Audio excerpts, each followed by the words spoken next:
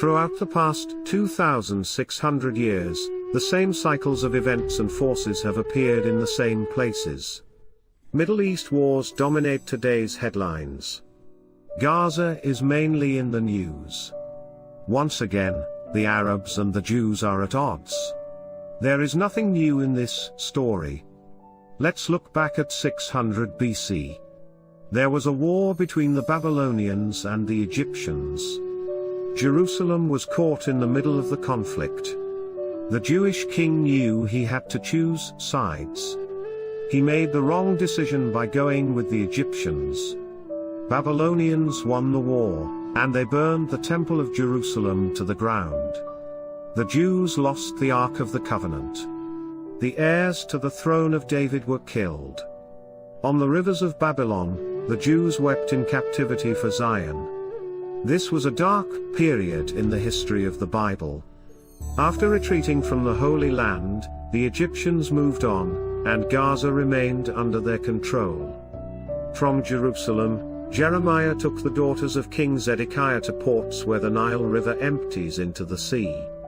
Through all these hardships, Prince Mulek fled from the Middle East to the heartland of America. We are amazed that we have America's oldest ship replica in the heartland across the Mississippi River from Nauvoo. The more we examine the history of what Phoenicia represents, the more excited we become.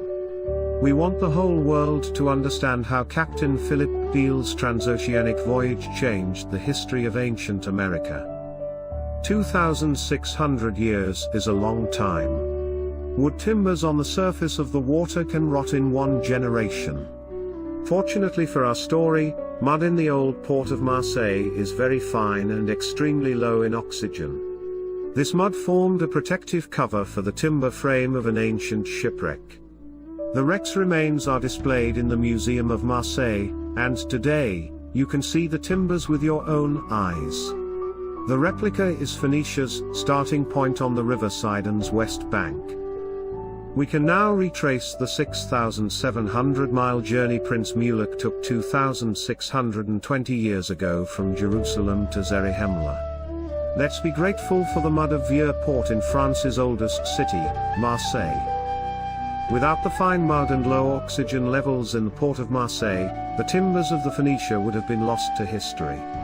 The ancient replica is in the lost city of Zarahemla. The replica sailed the rough waters of the Atlantic Ocean and is now on display in Montrose, Iowa. Because of the physical characteristics of the mud in the old port of Marseille, this replica represents the best connection between the New World and the Bible. We invite all people of goodwill to come and see for themselves the great work God is doing in our day to unveil His hand in America. Let's increase our faith in the marvelous work and wonder of the restoration.